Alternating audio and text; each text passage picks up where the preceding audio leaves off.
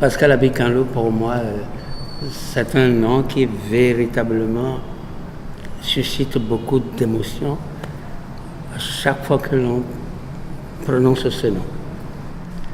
Surtout que depuis quelques années, il n'est plus des nôtres, il est passé de l'autre côté. Mais moi, dans mon cœur et ma mémoire, Pascal Abikanlo n'est jamais mort.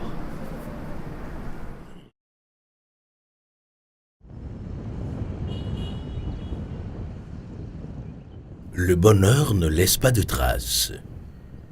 C'est une étoile filante. Il passe, c'est tout. Il remplit la vie d'images éblouissantes qui défilent à toute allure et qu'on ne retient pas.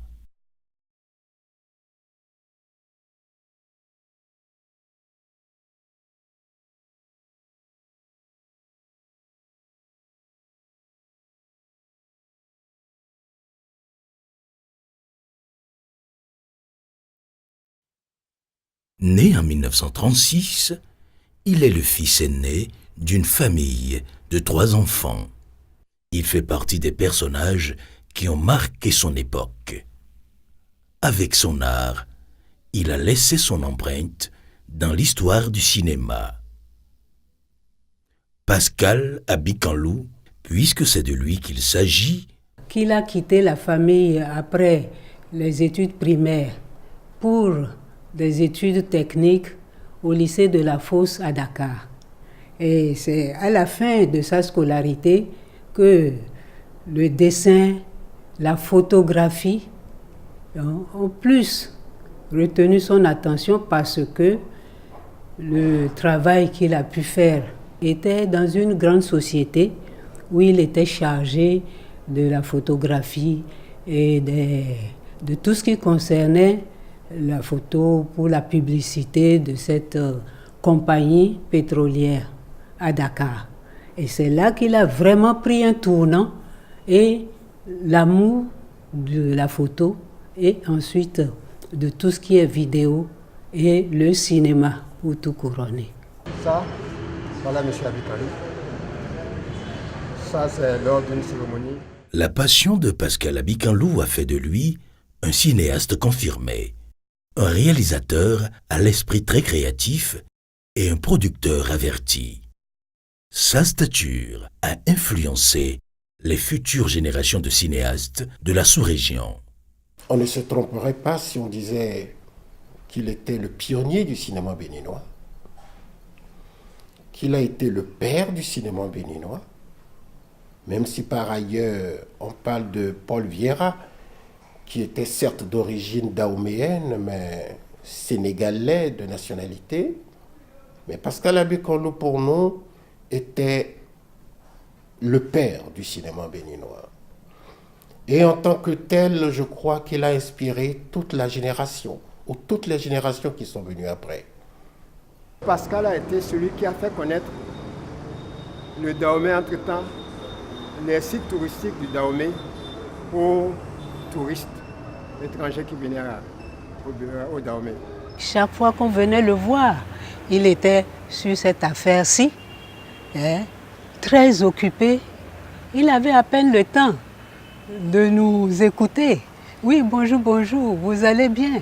Mais toute son attention était tournée sur sa table de montage. Nuit et jour, il travaillait, mais il était très sympathique, nous donnait l'affection qu'il nous fallait, mais il ne se défaisait jamais de cette table ni de sa caméra. Tout enfant que j'étais, je me rappelle l'image qu'il m'a laissée de quelqu'un qui était un survêtement kaki, caméra toujours à l'épaule, à la recherche des images, parce qu'il était d'abord chargé de rapporter tous les événements politiques dans les années 60 et 70. Il était le photographe de la nation, il était le caméraman des délégations officielles. Il n'y avait nulle part où on pouvait rencontrer le chef de l'État ou un ministre de la République sans qu'il ne fût là. Alors de ce point de vue, vous comprenez qu'il était le point de départ du cinéma béninois.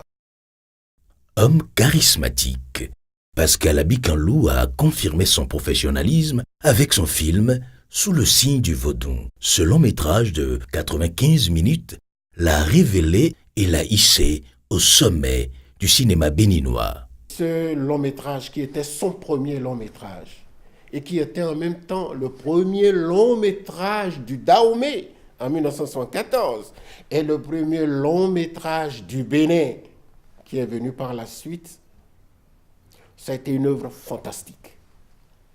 Même si aujourd'hui, lorsqu'on prend du recul par rapport à cette œuvre et que l'on peut lui reprocher quelques faiblesses, mais c'était un chef-d'œuvre en 1974. Ce film a marqué l'histoire du cinéma béninois. Ce film-là était un peu comme quelque chose de magique que tout le monde avait envie de voir. À l'époque, il y avait encore des salles de cinéma et c'est un film repère.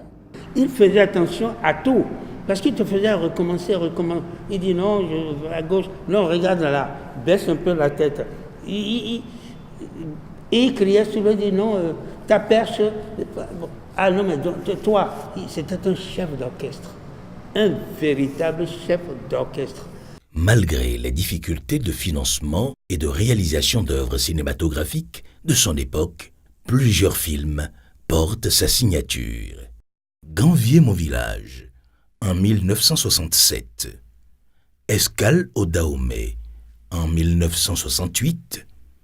La fête de Liam et première offrande, en 1969. Après plusieurs années de maladie, Pascal Abikanlou a tiré sa révérence en octobre 2009. Les personnes qui l'ont connu disent de lui qu'il est un homme passionné de travail, bien fait. C'était peut-être un homme d'un humanisme, d'une générosité qui n'était pas donnée à tout le monde.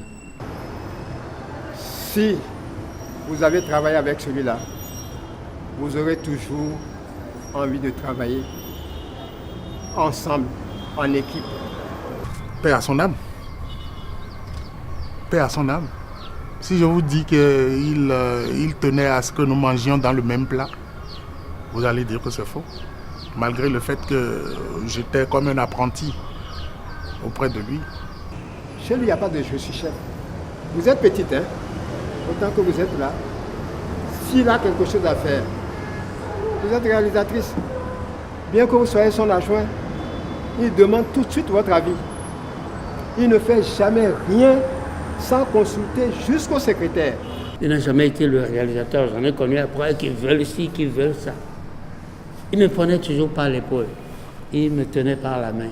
Et c'était un homme qui aimait cajoler. Moi, il m'a toujours traité comme ça. Je me suis senti son petit frère. Vrai de vrai. Et il n'est pas un monsieur Abikanlou, il est Fofo Pascal.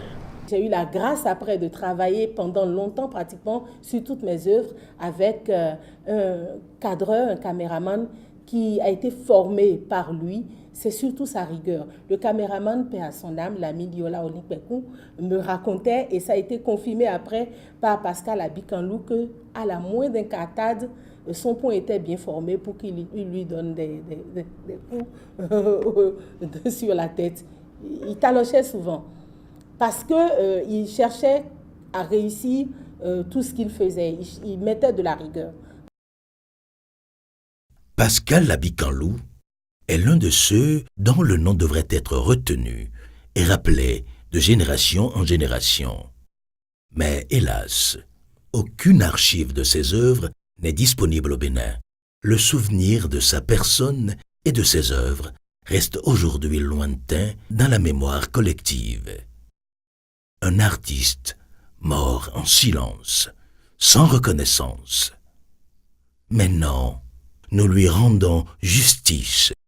Le grand amphithéâtre de l'ISMA porte désormais son nom afin que la génération future sache qu'il était une fois un grand cinéaste béninois, Pascal Abikanlou,